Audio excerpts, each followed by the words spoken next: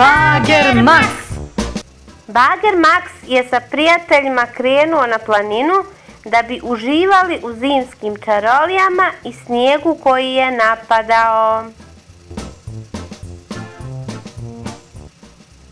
Upravo su stigli. Sada će se žičarom popeti na vrh planine kako bi počeli sa igrom.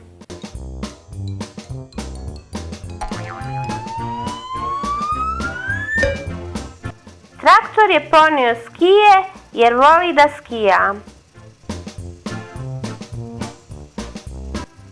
On također voli da skače sa skakalice.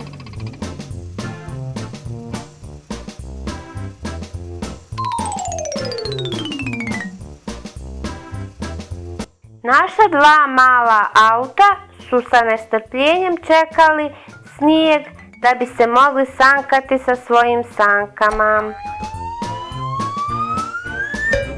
Bager Max najviše voli snowboard sa kojim se spušta sa vrha planine.